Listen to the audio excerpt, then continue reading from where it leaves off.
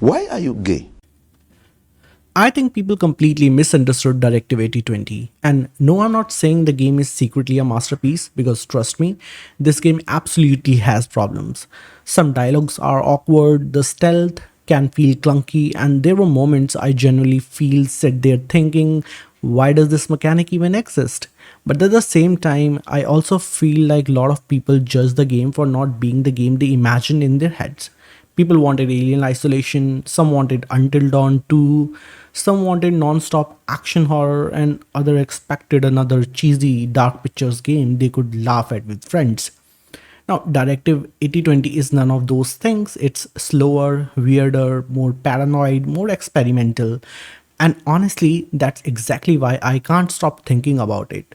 So, today I want to talk about why Directive 8020 became one of the most misunderstood horror game in the recent years and why I think people are gonna appreciate this game more with time or completely hate it forever.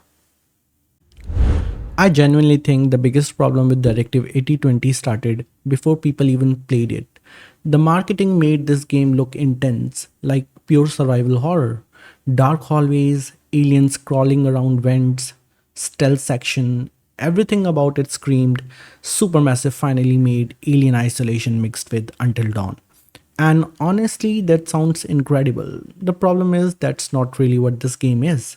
At its core, it's still a cinematic narrative game. The story and the choices are still the main focus and not the stealth or combat or survival mechanics.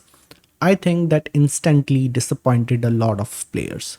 Because once you go into the game expecting deep survival horror gameplay and the illusion kind of breaks, you start noticing how scripted some encounters feel.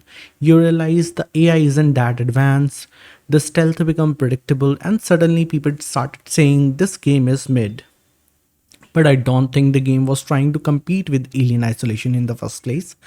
I think Supermassive were trying to evolve the Dark Pictures formula instead of replacing it completely, and that changes how you view the entire game. Now, the one thing I really liked about this game is the actual horror is in the alien itself. It's the mistrust. The alien isn't scary because it's strong, it's scary because you stop trusting people. The game constantly make you question characters like, wait, are they acting weird? Did this person just lie? Is this even the same person anymore? I mean, that paranoia becomes a core tension of the entire story. And honestly, those moments worked on me way more than the jump scares. Because once the game gets into that psychological horror territory, it becomes genuinely uncomfortable in a good way. Especially if you're playing alone at night with headphones on, the atmosphere is honestly one of the strongest part of the game. The ship feels cold, empty, and dead. There's this constant feeling that something is wrong even during the quiet moments, and I think some people interpreted that slower pacing as boring, but I actually think the slow burn is intentional. The game wants you sitting in discomfort, it wants conversations to feel tense, it wants silence to feel suspicious, and if you connect with that vibe, it becomes way more interesting. Now let's be fair here. The stealth mechanics are absolutely one of the weakest part of the game. I can't even defend that fully. There are moments where alien feel terrifying and then a few minutes later you realize, oh, this section is basically scripted. AI sometimes feel inconsistent, the hiding mechanics get repetitive, and after a while you kind of understand how the game wants you to play. That unpredictability starts disappearing, and honestly, that hurts the horror game badly because fear depends on uncertainty. Once the player understands the system, the tension drop. But I still respect why these mechanics exist. Older games were basically walk around, watch cutscene, press QTE, repeat. Now, this particular game is clearly trying to make player feel more physically involved in the horror, and even if the stealth isn't amazing mechanically, I still feel more connected to the danger than I did in some previous Dark Picture games. Like, I actually felt vulnerable, especially during sections where the game limits visibility or separate characters. Those moments genuinely worked for me. So, while I don't think the gameplay fully succeeds, I also don't think it fails completely. It's more like an unfinished good idea. This is probably the most divisive thing in the entire game, the turning point system. Basically, the game lets you rewind major decisions and explore different outcomes. Now, some people hate this because older Supermassive games made choice feel permanent. Once someone died, that was it. Game over. Live with it. Directive 8020 changes that completely, and honestly, I understand why people are conflicted because yes, rewinding decisions can reduce tension if players know they can undo mistakes. Some fear disappears automatically, but at the same time, I think this system fits the game surprisingly well because the game feels less like a linear horror movie and more like a giant branching puzzle. It wants you experimenting, it wants you replaying scenes, testing choices, discovering alternative death, finding hidden path. And once I stopped treating it like Until Dawn, I started appreciating what game was trying to do. It almost feels like Supermassive looked at their audience and realized most players are already replaying our game anyway, so instead of fighting that, they designed the entire structure around replayability, and honestly, that's kind of smart. Alright, let's talk about the writing. Because some people are acting like this game has the worst dialogue ever written, and look, there are rough moments.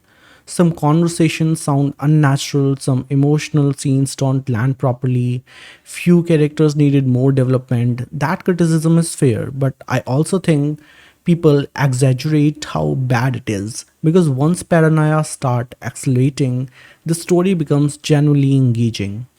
The shifting alliances, the suspicion, the identity horror, the betrayals, that stuff carries the game hard. And I think second half is significantly stronger than the beginning. The opening hours are honestly the weakest part for me. At first, it's almost feel too familiar. Like okay, space horror cue, weird signals, suspicious behavior. You have seen version of this setup before. But eventually, the game starts leaning deeper into the psychological horror and identity manipulation. That's where it's find its own personality. I also think the game deserves credit for the atmosphere driven storytelling. Some of my favorite moments weren't even action scenes. It was just walking through the empty corridors while hearing distant sound in the background. That kind of tension is hard to create, and when the game locks in, it really locks in.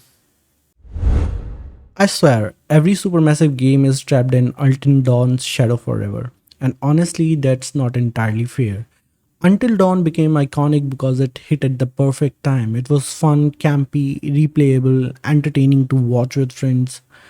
Directive 8020 is trying to do something completely different tonally.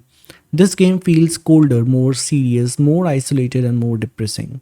Even the pacing feels intentionally uncomfortable. And I think some player wanted more of that fun horror energy from Until Dawn. Instead, they got this existential sci-fi dread, which is very different vibe.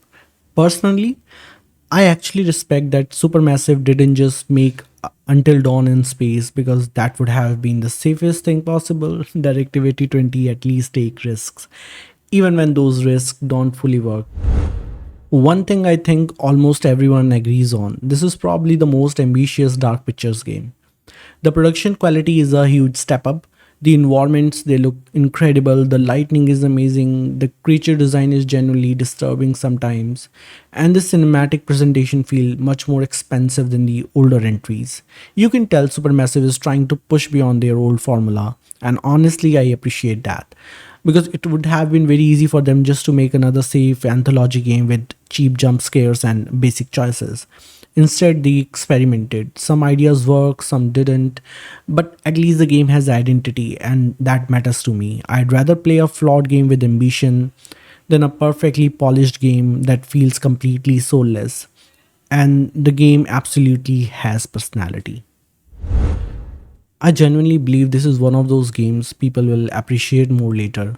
Not because it's secretly flawless, it's definitely not. The stealth still needs some work, the pacing drags sometimes, some dialogues are awkward, but the game leaves an impression, and honestly, that's rare now. Most horror game release, people talk about them for 2 weeks and then everyone moves on.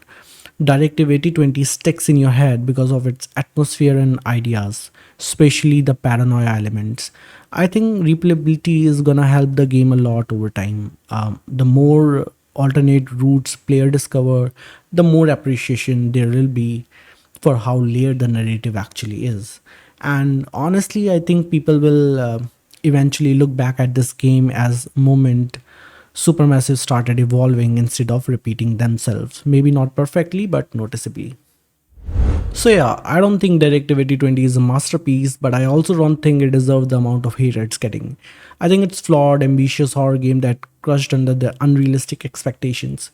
People wanted one thing and got something completely different, and honestly, the disconnect shaped the entire conversation around the game. But that's just my opinion. Did you enjoy the Directive 2020, or do you think Supermassive completely missed the mark? Let me know in comments, and if you enjoy this video, maybe subscribe too. I'm trying to grow this channel and I want to keep making more videos like this about horror games, underrated title, and weird gaming discussion that nobody else is talking about. So thank you for watching.